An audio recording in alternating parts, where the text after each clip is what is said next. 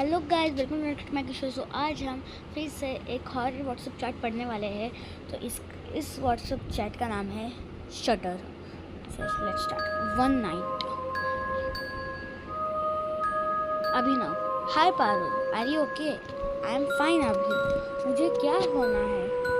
नहीं मतलब वो आदमी अचानक से यहाँ आ गया और अजीब बिहेव करने लगा। तुम थोड़ा डर गई थी ना? हाँ, डर तो गई थी, लेकिन वो तुम्हारे घर आया था, तुमसे बहस कर रहा था। मैं तो तुम्हारे लिए ज़्यादा कॉन्सर्न हूँ। अरे मेरी टेंशन मत लो पारुल। उसे तुम्हारा एड्रेस कहाँ से मिला होगा? हो सकता है वो शॉप जहाँ से मैं ये कैमरा खरीदा था वहाँ से मिला हो। वो सेकेंड हैंड इलेक्ट्रॉनिक बेचते हैं। मैं तो कुछ और काम से गया था वहाँ, लेकिन ये कैमरा देखा, अच्छी कंडीशन में था, बहुत सस्ता, तो मैंने ले लिया। वो चोरी का माल भी बेचते हैं क्या? हो सकता है ये आदमी सच कह रहा हो था। किसी ने उससे कैमरा चुरा कर बेच दिया हो। मैं क्या पढ़ रही हूँ गाइस? इसलिए वो तुमसे वापस मांगने आया हो। पता नहीं, मैंने तो शॉप से ख़रीदा था। ऐसी ही कोई वापस मांगने आ जाएगा तो थोड़े दे दूँगा। ये आदमी इस पुराने कैमरा को ढूंढते हुए तुम्हारा घर तक आ गया था। तो यहाँ पर हमारे अभिनव से बात हो रही है और कोई तो इंसान जो है, मतलब जो भी वो आ रहा है, वो उस आदमी को इन्होंने कुछ कैमरा खरीदा है लगता है। मुझे पता नहीं, कुछ क्लू नहीं मेरे को। ठीक है, आगे देखते हैं। ओह माय गॉड, ठीक है, मैंने ऑन कर दिया ना। कुछ ज़्यादा ही अटैच लगता है इस कैमरा से। तुम्हें ना वो कैमरा वापस कर देना चाहिए था, स्पेशली जब वो इतना फोर्स कर रहा था। क्यों? मैंने पैसे देकर खरीदा है। ऊपर से अगर वो अच्छे से मांगता तो बात अलग थी। डराने धमकाने पर उतार आया था। हाँ, कितनी अजीब बातें कर रहा था। इसे मुझे दे दो, वरना पछताने के लिए भी जिंदा नहीं बचोगे। तुम्हारे साथ अच्छा नहीं होगा। इसलिए तो बोल रहा हूँ कि बिल्कुल पागल था। हाँ, और स्केरी भी था। वैसे फालतू में ही बहस हो गई। ये कैमरा रखने लायक है नहीं। क्यों, कुछ दिक्कत कर रहा है? हाँ, जब इससे फोटोज ली थी तब बिल्कुल साफ थी, बट अब सबके फेसेस पर एक वाइट फ्लैश टाइप है। लगता है खराब है, इसलिए इतने सस्ते में मिल गया। मैंने क्या किया है मुझे समझ नहीं आ रहा। ठीक है, आगे बढ़ते। ना तुम्हारे काम का ना उसके काम का। मुझे क्या? मुझे तो वैसे भी फोटो निकालवाने का शौक नहीं है। हाँ, इतना बोलता हूँ मैं तुमसे कि मैं अच्छा फोटोग्राफर हूँ। मेरी ली फोटोज में बहुत प्रीटी लगोगी तुम, फिर भी एक पिक नहीं निकालने देती हो तुम। हाँ, पता चल गया कितने अच्छे फोटोग्राफर हो, इसलिए सबके फेस ब्लर हो गए हैं। अरे वो तो कैमरा खराब है, लिया तो तुमने ही है ना। मुझे फोटोज निकलवाना बिल्कुल पसंद नहीं, एक भी नहीं। चलो, गुड नाइट। अरे उसने क्या बोला था, मुझे पता ही नहीं चला। चलो, good night. Okay, good night. 2 days later। 2 दिन बाद क्या होगा? अभिनव से फिर से हमारी बात हो रही है और ये बोल रहे हैं, तुमने सुना कल क्या हुआ प्रिया के बारे में ना? हाँ, I can't believe this person की स्पेलिंग क्यों गलत लिखी है भाई? अच्छा, परसों है क्या ये? सॉरी, मेरी मिस्टेक। Can't believe this. परसों ही तो मिली थी पार्टी में। She was so happy and active. आगे नीचे लीजिए।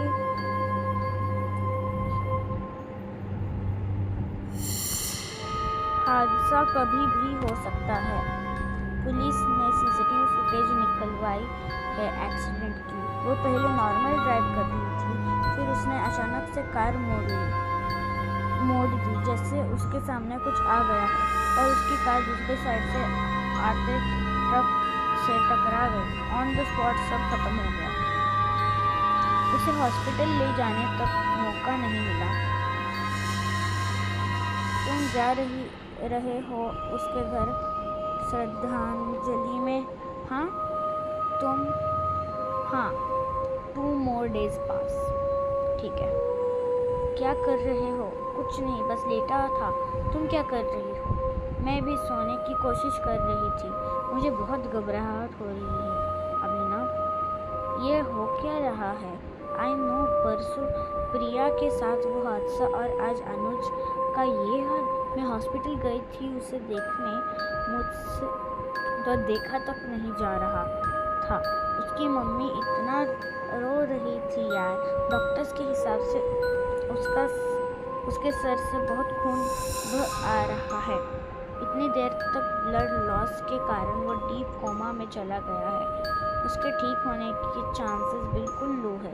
लाइफ में कब क्या हो जाए कह नहीं सकते। वो तो बस नहाने गया था, पानी पर फिसलने से उसका सर पीछे से सिंक से टकरा गया और अब ये हाल। मुझे तुम्हें कुछ और भी बताना है। क्या? मुझे वो आदमी आज हॉस्पिटल के बाहर मिला था। कौन? वो जो पार्टी वाला रात कैमरा लेने आया था?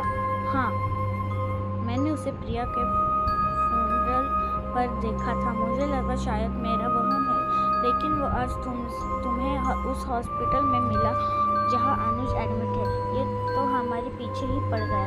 तुम्हें क्या लगता है ये जो प्रिया और अनुज के साथ हुआ है, ये आदमी उस सब से रिलेटेड है? मुझे तो कुछ समझ नहीं आ रहा। कोई एक कैमरा, भाई कितना फास्ट चल रहा है। कोई एक कैमरा के लिए किसी की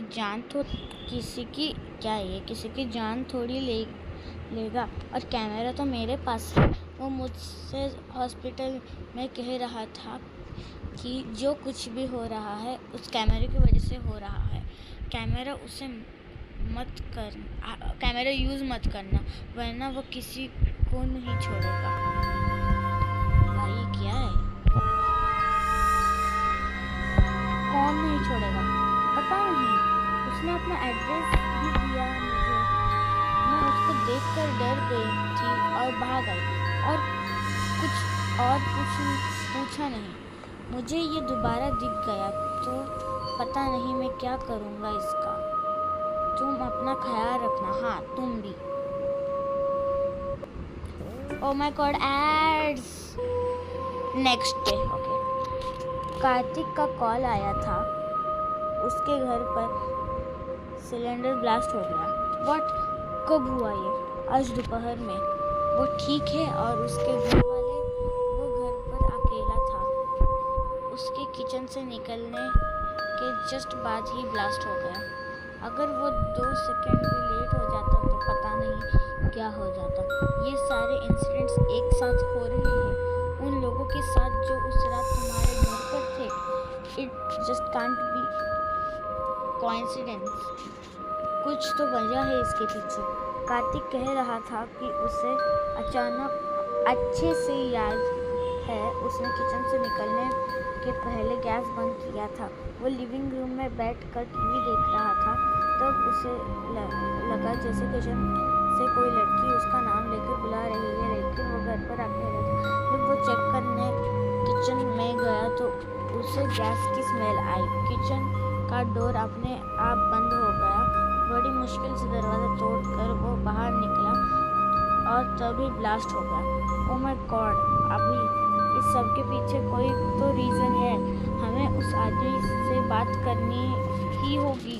अरे सीरियस? तुम्हें सच ने लगता है कि इंसिडेंट्स के पीछे एक कैमरा है?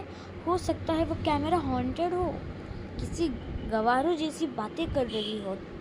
ये सारे इंसिडेंट्स उसी रात से स्टार्ट हुए है कि नहीं? लेकिन ऐसा कैसे हो सकता है? तुम्हें उस दिन पारुल, अनुज और कार्तिक पिक्स ली थी।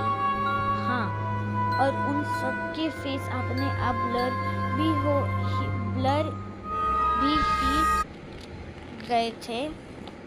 हो ना हो, ये सब उस कैमरा की से ही रिलेटेड है।